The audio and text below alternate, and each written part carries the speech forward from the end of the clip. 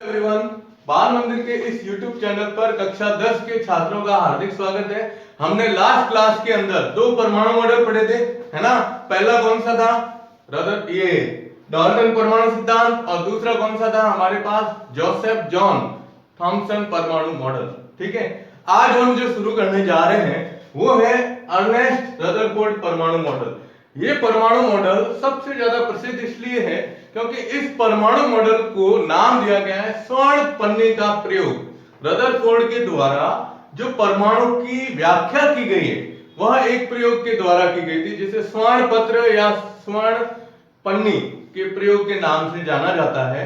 लेकिन ये प्रयोग उन्होंने अकेले नहीं किया था, उन्होंने अपने दो स्टूडेंट के साथ में, ये स्टूडेंट थे, इनके दो स्टूडेंट थे जिनका नाम था हेसे गीगर और अर्नेस्ट मार्स्डेन। इन दो स्टूडेंट की सहायता से, मदद से इन्होंने 1911 के अंदर कौन सा?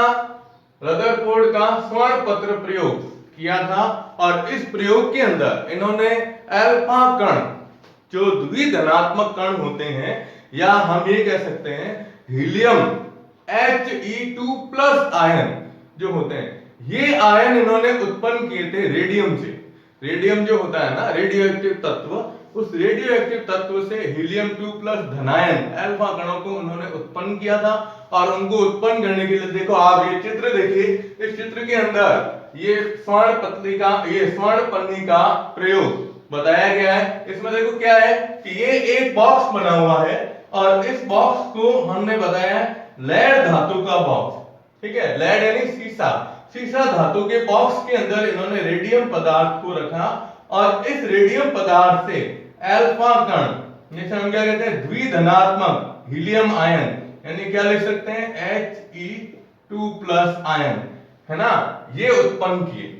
और ये अल्फा कणों को एक सोने की पन्नी के ऊपर, पतली पन्नी जो होती है उसके ऊपर इसकी बौछार कराई थी। लेकिन उससे पहले इन्होंने क्या किया कि एक गोलाकार प्रदीप्त आवरण, जो सोने का ही बना हुआ होता है, वो आवरण बनाया और उसके ऊपर जिंक सल्फाइड का लेप किया गया है। जिंक सल्फाइड का लेप इसलिए करते हैं कि जिस समय, ध्यान से सुनिएगा, जब अल्फा कण इसमें से गुजरते हैं, है ना, तो ये इसके बाद, गुजरने के बाद जब ये विक्षेपित होते हैं तो इस पन्नी के ऊपर टकराते हैं।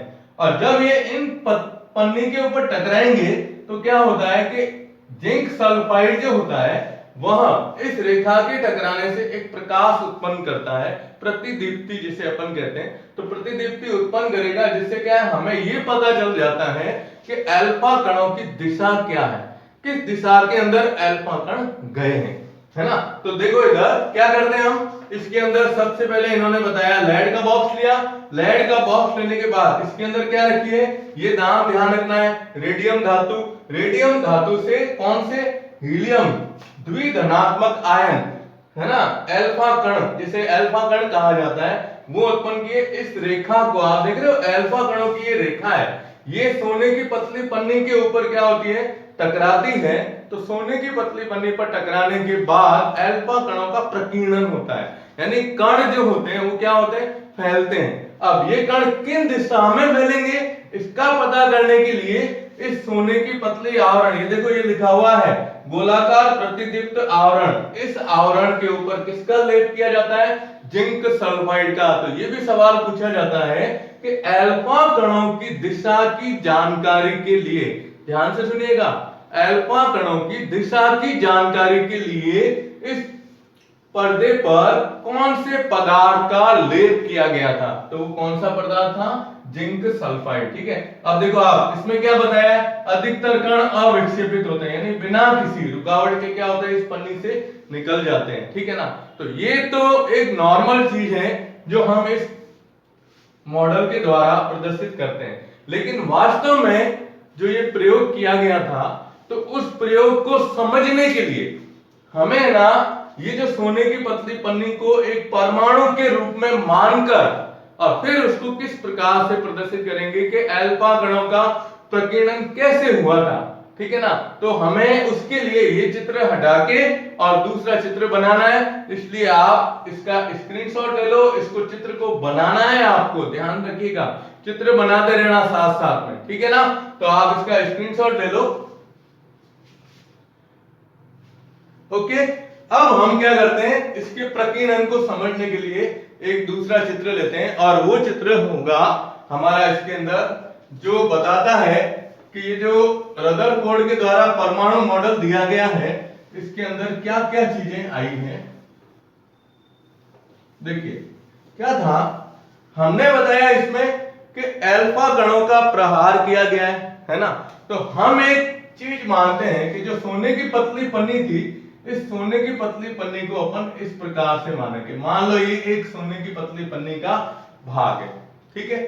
अब हम इसके ऊपर अल्फा कण, इन्होंने क्या किया था, देखो प्रयोग में हमने देखा कि इन्होंने 20,000 अल्फा कणों का प्रहार करवाया। कितने कणों का? 20,000 अल्फा कणों का प्रहार करवाया, ठीक है। अब अल्फा कणों का जब इसके ऊपर प्रहार करवाया तो क्या हुआ कि कण देखो एक साथ रेज के रूप में निकले थे, किरणों के रूप में निकले हैं।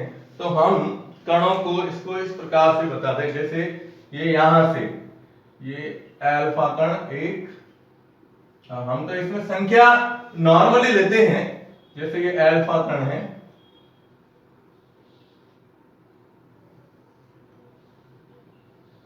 ठीक है। अब क्या हुआ कि जब अल्फा कणों को, ये अल्फा कण अपन लेते हैं, ये सारे क्या है, अल्फा कण, ठीक है। इन कणों का प्रहार इसके ऊपर करवाया तो इसमें से अधिकांश अल्फा कण जो थे वो बिना किसी रुकावट के निकल गए, यानी सोने की पतली पन्नी से आर पार हो गए। जैसे ये ना, ये कण गया तो ये यहां से सीधा निकल गया इसके अंदर, ये यूं, ठीक है। यहां से भी आप बता दो, जैसे ये कण बिना किसी रुकावट के क्या हुआ, यूं निकल गए, ठीक है।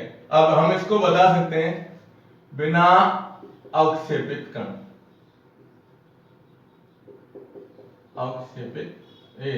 विक्षेपित, अवक्षेपित नहीं, विक्षेपित कण या अविक्षेपित कण के रूप में भी लिख सकते हो, ठीक है। अब ये कण तो यूं निकल गए, कुछ कण ऐसे थे जो टकराए और टकराने के बाद अपने मार्ग से कुछ डिग्री के कोण पर विचलित हो गए। जैसे ये कण आया तो ये कण थोड़ा सा इससे क्या हो गया, यूं विचलित हो गया। यहां से अपन बता सकते हैं तो ये दो आ गए, ठीक है ना। ये कण जैसे इधर यूं गया, ये विचलित हो गया, तो हम इसको यूं बता सकते हैं, ये क्या बताओगे, विचलित। वो विचलित नहीं था, ये विचलित कण हो गया।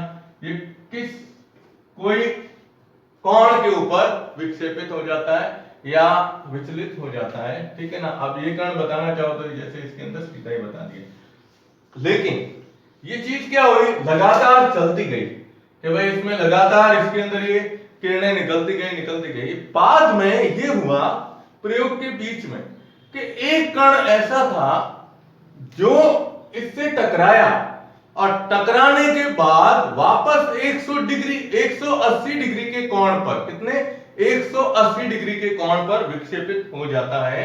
देखो ये वापस घूम जाता है। अब कैसे घूमता है, तो यहां से ये कण गया यूं, ठीक है। अब यहां से ये टकराया और इस भाग से टकराने के बाद वापस लौट गया।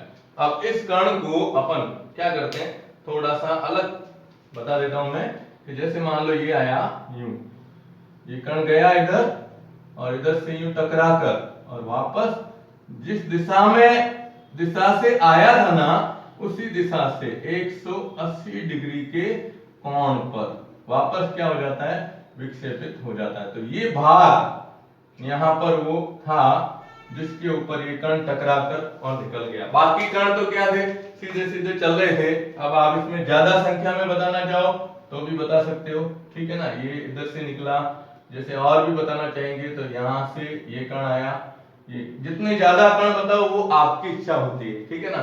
तो ये यहां पर इस भाग से टकराकर और क्या हुआ, विक्षेपित हो गया। तो ये है अल्फा कण जो क्या हुआ है, विक्षेपित हो गया।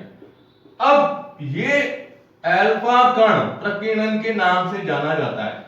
अल्फा कण प्रकीर्णन। ठीक है, यानी आप इसमें ये बता सकते हो कि जब ये प्रयोग किया तो उनके दिमाग में एक चीज आई, उनके दिमाग में ये चीज आया कि यार ऐसा क्यों हो रहा है कि भाई काफी कण बिना किसी रुकावट के चले गए, है ना, कुछ कण थे जो टकराए और क्या हुए, अपने मास से विचलित हो गए, थोड़ा सा, ज्यादा नहीं, लेकिन एक ही कण ऐसा क्यों हुआ जो जिस मार्ग से आया है और उसके टकराकर वापस उसी दिशा में लौट गया 180 डिग्री के कोण पर।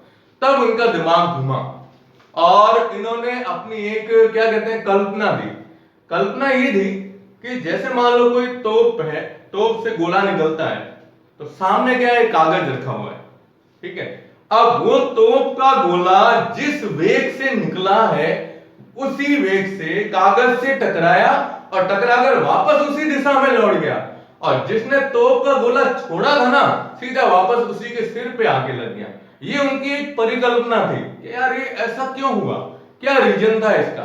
तब इन्होंने ये जो प्रयोग किया था, इस प्रयोग को आगे वापस इस प्रयोग के आधार पर कुछ निष्कर्ष निकाले, क्या वास्तव में परमाणु कैसा होता है, किस तरह से होगा। तो देखो इसके निष्कर्ष ये थे, तो मैं आपको इसमें साथ में यहीं पे पॉइंट बता देता हूं, जैसे ये प्रयोग के निष्कर्ष, ठीक है। अब प्रयोग तो आपने समझ लिया, 9th क्लास में भी आपकी ये चीज पढ़ी हुई है।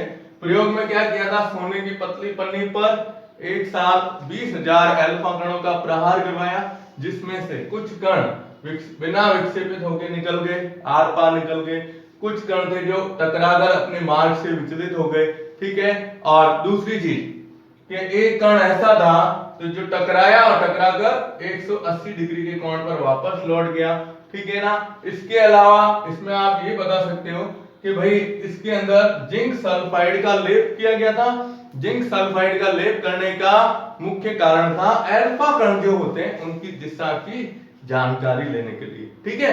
अब इसके आधार पर इनका निष्कर्ष क्या आया, तो पहला निष्कर्ष ये था, इन्होंने कहा कि परमाणु जो होता है, परमाणु का अधिकांश भाग, क्या कहते हैं अपन, अधिकांश भाग क्या होता है, खोखला होता है। क्या होता है, खोखला होता है और आवेशहीन होता है। क्या होगा, खोखला और आवेशहीन। क्यों, देखो आप, हमने कहा कण अधिकांश बिना किसी रुकावट के निकल गए, इसका मतलब ये कण जहां से निकले हैं वो भाग खाली था, नहीं तो उसके मार्ग में अवरोध उत्पन्न हो जाता, वो हुआ नहीं, इसलिए क्या हुआ, निकल गए, ठीक है। आवेशहीन यूं है कि साहब ये तो क्या है, अल्फा कण, ये कौन से हैं, द्विधनात्मक, कौन से हैं, द्विधनात्मक है, क्या, अल्फा कण।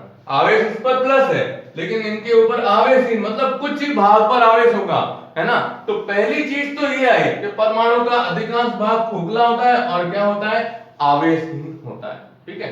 दूसरा इन्होंने कहा कि इसमें से कुछ कण क्या हुए, विक्षेपित हुए, है ना। तो इसका मतलब ये होगा कि धनावेश जो होता है ना, वह धनावेश पूरे परमाणु में न रहकर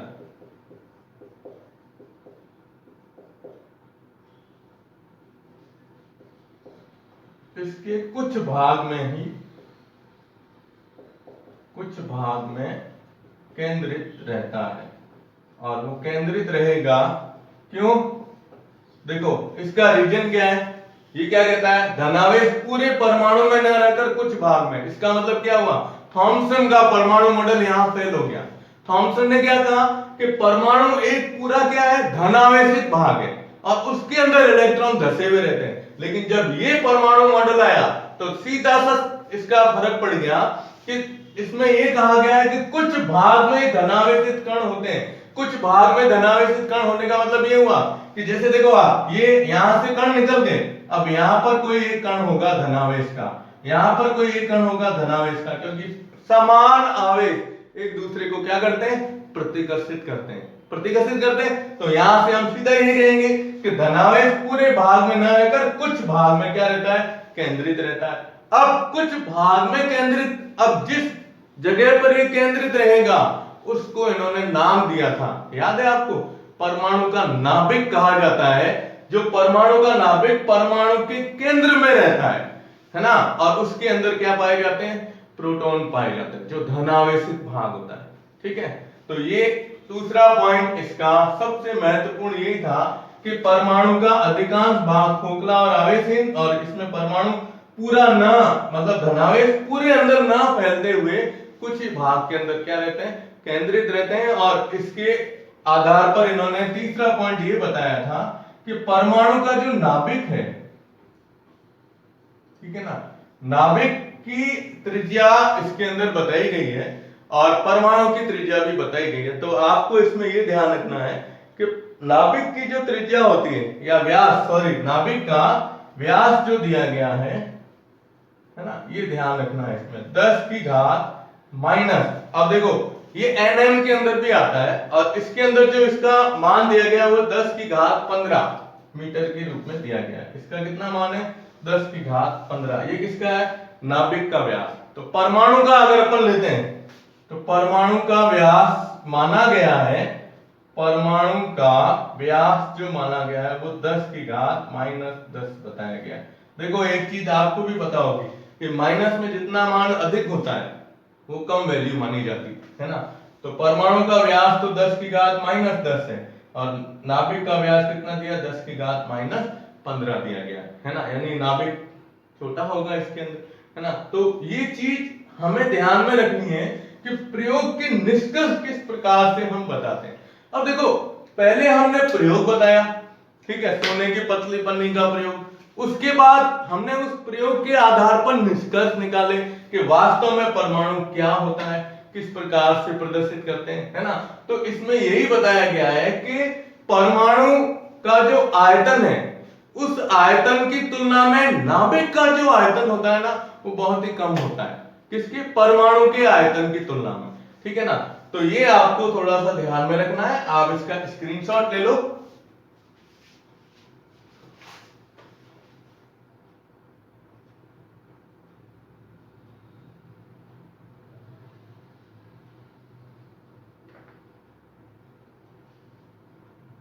ठीक है, अब हम इसके निष्कर्ष के आधार पर इस मॉडल के मुख्य क्या कह सकते हैं अपन बिंदु बताते हैं। देखो आपको सवाल है ना, अब इसमें क्या होता है कि कंफ्यूज मत होना। सबसे पहली चीज ये पूछी जाती है कि रदरफोर्ड परमाणु मॉडल का स्वर्ण पत्र प्रयोग जो है वो प्रयोग बताओ। अगर आपको प्रयोग पूछते हैं तो प्रयोग लिखना है, वो जो चित्र पहले अपन ने लिया था वो चित्र बताना है इसके अंदर। ठीक है, और अगर आपको ये पूछे कि रदरफोर्ड परमाणु मॉडल के क्या निष्कर्ष रहे, तो निष्कर्ष आपको ये 3 मुख्य पॉइंट बताने। ठीक है, खोखला है, आवेशहीन होता है, केंद्र के अंदर बता दो, नाभिक के आयतन की बात कर दो, और परमाणु के आयतन की बात कर दो। ठीक है, अब अगर ये पूछे कि रदरफोर्ड परमाणु मॉडल की मुख्य अभिग्रहितियां या अवधारणा क्या रही, वो आपको इसमें अलग से बतानी है। देखो अब हम लेते हैं रदरफोर्ड परमाणु मॉडल की अभिग्रहितियां या अवधारणाएं, अवधारणाएं बता सकते हो, अभिग्रहिति बता सकते हो, ग्रहितियां या मुख्य बिंदु बता सकते हैं। मुख्य बिंदु कोई भी आप इसमें से 3 चीजें बता सकते हैं। ठीक है, तो सबसे पहला पॉइंट इसका क्या है बता सकते हो आप। अपन ने अभी प्रयोग लिया और प्रयोग के आधार पर आप इसकी पहली अवधारणा क्या बताओगे।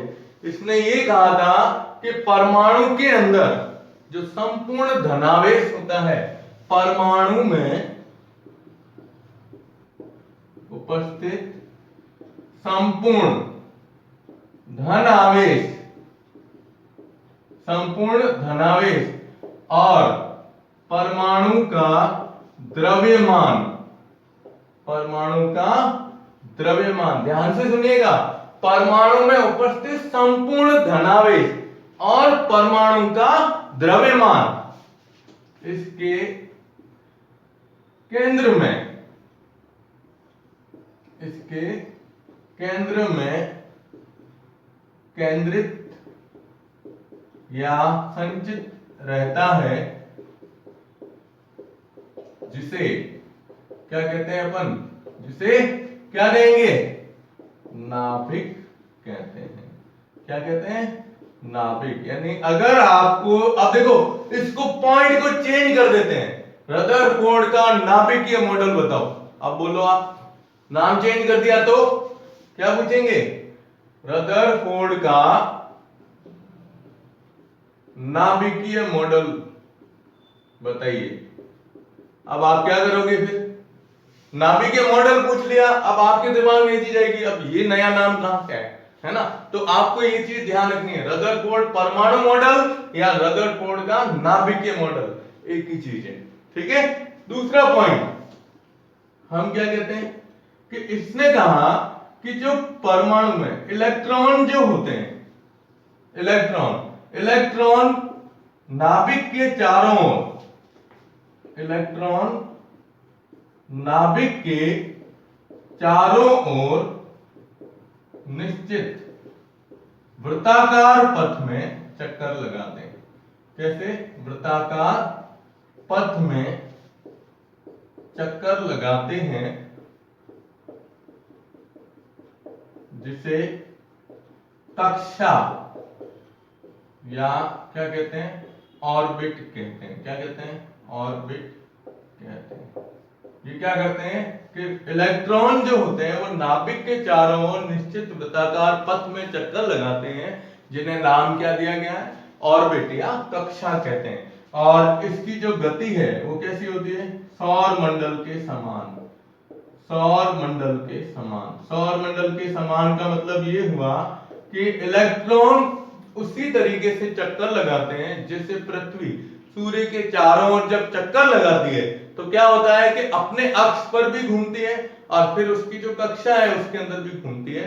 उसी तरीके से इलेक्ट्रॉन जो होते हैं ना, जैसे ये परमाणु का नाभिक है, तो इस नाभिक के चारों ओर इलेक्ट्रॉन जब चक्कर लगाएगा तो ये इसकी कक्षा कहलाती है। क्या कहलाती है, कक्षा। अब ये इलेक्ट्रॉन है ना, तो ये अपने अक्ष पर भी घूमेगा और इसके चारों निश्चित वृत्ताकार पथ में चक्कर भी लगाता है। तो परमाणु का जो नाभिक है ना, नाभिक, उस नाभिक के अंदर क्या पाए जाते हैं, प्रोटॉन जो धनावेशित भाग है, और उदासीन कण कौन सा होगा, न्यूट्रॉन भी पाया जाता है, ठीक है। और तीसरा इसका महत्वपूर्ण पॉइंट ये था कि इन्होंने कहा कि परमाणु में इलेक्ट्रॉन और प्रोटॉन, यानी हम कह सकते हैं ऋणावेश और धनावेश, ऋणावेश और धनावेश की मात्रा समान होती है। क्या होती है, समान होती है, जिससे हम क्या कहते हैं, परमाणु क्या होता है, उदासीन होगा। मात्रा क्या होती है इसमें, समान होती है, इसी के कारण परमाणु को क्या कहा गया है, उदासीन कहा गया है, ठीक है ना। तो सोचो आप इसके अंदर कि ये रदरफोर्ड परमाणु मॉडल की मुख्य अभिग्रहियां हैं, जिसमें इन्होंने नाभिक के बारे में बताया, दूसरा इलेक्ट्रॉन जो चक्कर लगाते हैं नाभिक के चारों ओर, उसको क्या बताया, कक्षा या इसको ऑर्बिट के नाम से जाना जाता है। तीसरा इन्होंने बताया कि परमाणु उदासीन है। उदासीन होने का मतलब क्या हुआ, उदासीन का मतलब ये हुआ कि इसमें इलेक्ट्रॉन प्रोटॉन या ऋणावेश और धनावेश की मात्रा क्या होती है, इसके अंदर समान होती है। तो ये इसमें तीन मुख्य रूप से इसकी अभिग्रहियां हैं, या आप कह सकते हो अवधारणाएं भी कह सकते हो, और अवधारणा के साथ साथ इसको मुख्य बिंदु के रूप में भी बता सकते हैं, ठीक है। तो आप इसका स्क्रीनशॉट ले लो, ओके। और अब इसके मॉडल की लास्ट पॉइंट आता है, वो है इसकी कमियां। तो कमियों में सबसे पहली कमी इसकी यही थी कि इसने ये बताया है ना अभी कि भाई परमाणु के अंदर इलेक्ट्रॉन क्या होते हैं, नाभिक के चारों ओर चक्कर लगाते हैं, तो परमाणु की इलेक्ट्रॉनीय संरचना को ये नहीं बता पाए थे। इसकी कमियां ये थी, कमियों में पहला पॉइंट यही था कि परमाणु में इलेक्ट्रॉन संरचना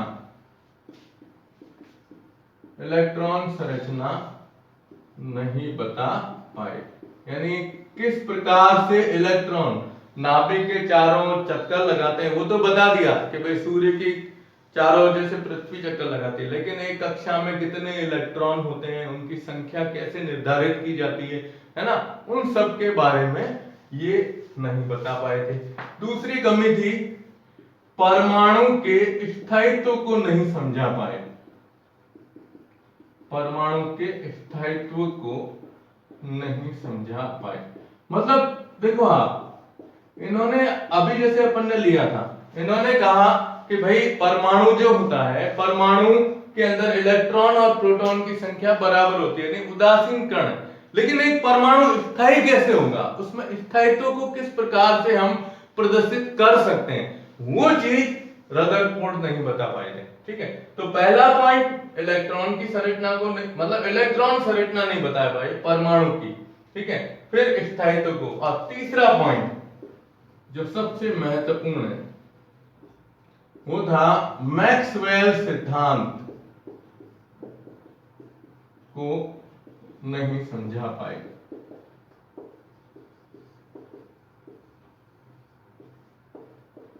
यानी क्या हुआ था, देखो कोई भी प्रयोग करता है ना, तो प्रयोग करता है, उसके निष्कर्ष निकालता है, रिसर्च चलता है, कम से कम 5 साल 6 साल 7 साल तक रिसर्च चलते रहते हैं। तो जब वो परमाणु मॉडल पूरा हो जाता है तो क्या होता है कि कभी भी है ना, एक वैज्ञानिक ऊपर उठने की कोशिश करता है, तो एक वैज्ञानिक या कुछ ऐसे वैज्ञानिक होते हैं जो उसको आगे बढ़ने नहीं देते। तो बढ़ने नहीं देने का मतलब क्या हुआ कि फिजिक्स के एक भौतिक विज्ञान के वैज्ञानिक थे जिनका नाम था मैक्सवेल, और मैक्सवेल जो था, मैक्सवेल ने अपना एक सिद्धांत दिया था, उस सिद्धांत को रदरफोर्ड के परमाणु मॉडल पर दिया गया, तो रदरफोर्ड का परमाणु मॉडल फेल कर दिया गया। वो सिद्धांत क्या था, इन्होंने बताया था, देखो ये मैक्सवेल सिद्धांत मैं यहां बता देता हूं।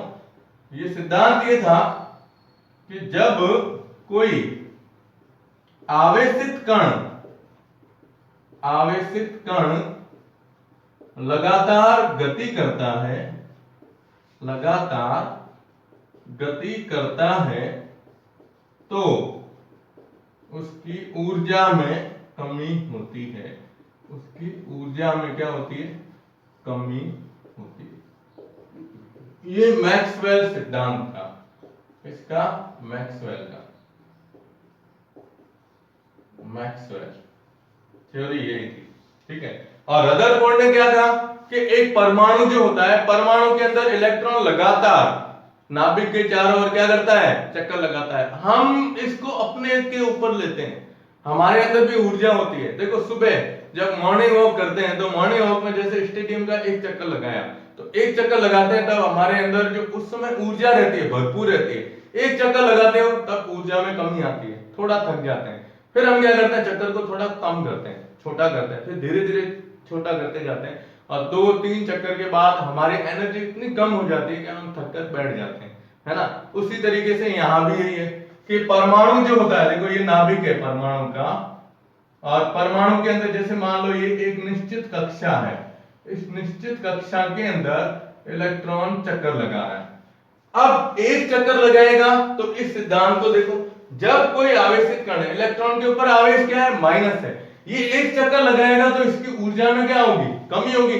जैसे इसकी ऊर्जा में कमी हुई तो ये थोड़ा सा अपने मार्ग से विचलित होगा, अब इसकी गति यूं हो जाएगी इस तरह से। देखो पहले यहां ये पूरी थी, फिर ये हुई, फिर वापस एक चक्कर पूरा हुआ तो ये यूं, ये ऐसे चक्कर लगाता हुआ और अंत में कहां जाएगा, परमाणु के नाभिक में गिर सकता है। ये किसने कहा था, मैक्सवेल ने कहा कि भाई आप ये कह रहे हो कि इलेक्ट्रॉन ऋण आवेशित कण है जो लगातार घूमता है, लेकिन वास्तव में ये चीज होती है कि आवेशित कण जब लगातार गति करेगा तो उसकी ऊर्जा में कमी हो जाएगी। तो जब मैक्सवेल ने रदरफोर्ड को इस बारे में बताया कि भाई आपके सिद्धांत में हम ये चीज लागू करते हैं तो ये इलेक्ट्रॉन परमाणु के नाभिक में गिरना चाहिए, गिरेगा, तो इसके बारे में रदरफोर्ड नहीं समझा पाए। यानी वो इस मैक्सवेल सिद्धांत को समझा ही नहीं पाए कि भाई मैक्सवेल का जो सिद्धांत था उसको अगर रदरफोर्ड के परमाणु मॉडल के ऊपर अगर लागू किया जाए